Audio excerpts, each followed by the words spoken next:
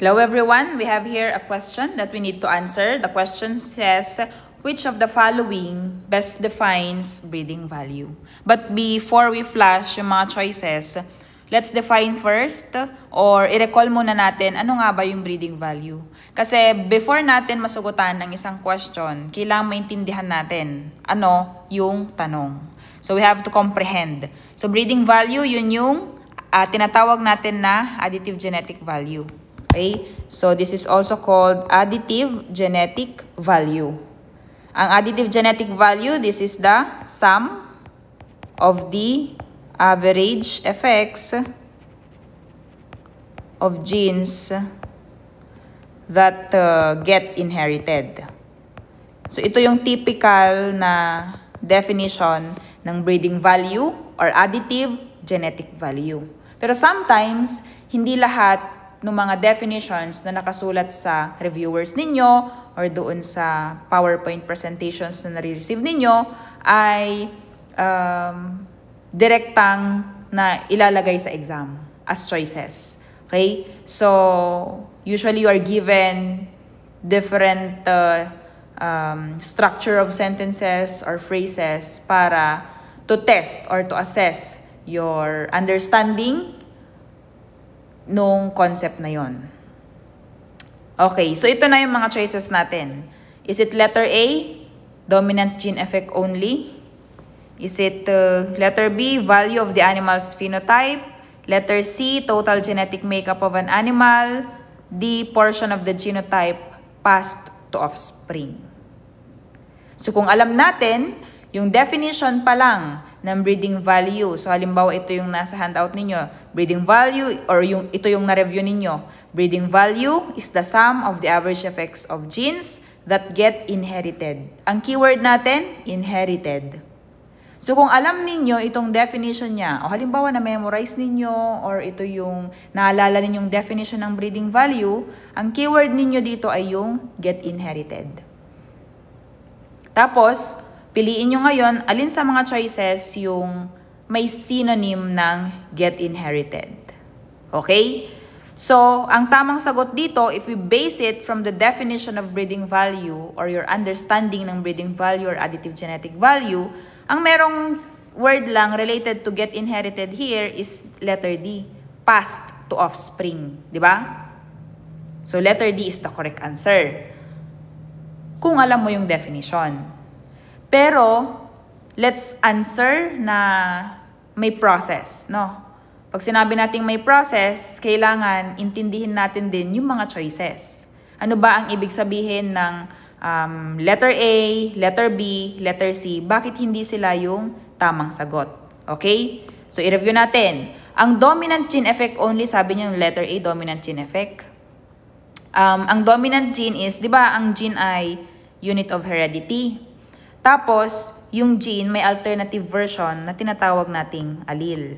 So, ang dominant gene na sinasabi niyan is yung dominant allele and yung counterpart naman niya, recessive. Eh, di ba, yung para ma-express ang phenotype ng individual, kailangan combination of alleles. Ibig sabihin, pair of alleles. Pero kung dominant gene effect lang ang inherited or ang napapasa, hindi yun tamang statement. Okay? So, pag ang definition ng breeding value mo is dominant gene effect only, that is not the correct definition. Because dominant gene effects are only one part of genetic inheritance. And they do not account for the total heritable variation. Nakuha? Ang breeding value mainly deals with additive. O yan, no? Sabi, mainly deals with additive effects, not just dominance. Nakuha. So, mali na ngayon yung letter A. A is not the correct answer. Nakapag-eliminate na tayo. Next, proceed tayo sa letter B. Sabi niya, value of the animal's phenotype. That is again incorrect. Bakit? Yung phenotype, ang value of the animal's phenotype, ang sinasabi lang niyan, phenotype. Kung simplify mo, phenotype is the definition of the breeding value. Hindi. Or performance. Yung performance or yung record na nakukuha mo doon sa hayop, hindi matic na breeding value ang nire-represent nun. Because, if you recall yung phenotype na formula, P equals G plus E. The phenotype includes both genetic and environmental effects.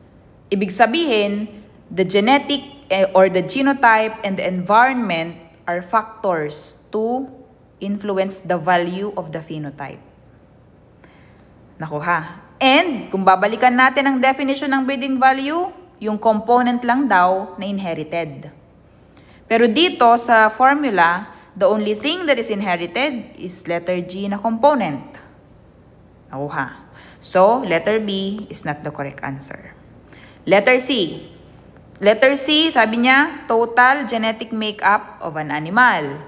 Ma'am, sabi mo doon sa letter, dito sa formula, component na G ang inherited. Yes, correct. But, if you dig deeper, your G component ay meron pa siyang additive, dominance, at saka epistasis. Additive genetic value or your breeding value, dominance value or dominance deviation, and interaction effect or epistasis. Pero itong tatlo na to, hindi lahat sila ay inherited. Ang inherited lang na part ay yung letter A, yung additive genetic value. The dominance and the interaction effects or the epistatic effects are not passed predictably to the next generation. Only the additive portion of the genotype is passed. Therefore, that leads us to our correct answer, which is letter D. Portion of the genotype passed to the offspring. Naku ha. Huwag kakalimutan yon, yung basic na formula natin. Dito tayo palaging magsisimula. P equals G plus E. The factors affecting the phenotype ay the G and the E. E, non-genetic.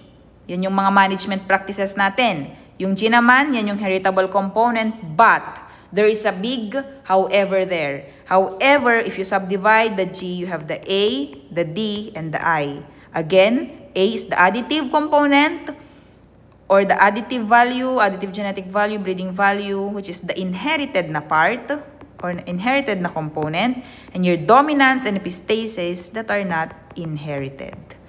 So, no agikabesa kayon to, the definition to breeding value or breeding value, ang keyword dapat na palaging highlight is inherited. Okay? Therefore, the correct answer here or the best answer is letter D. So I hope you learned something from this explanation, and thank you very much for listening.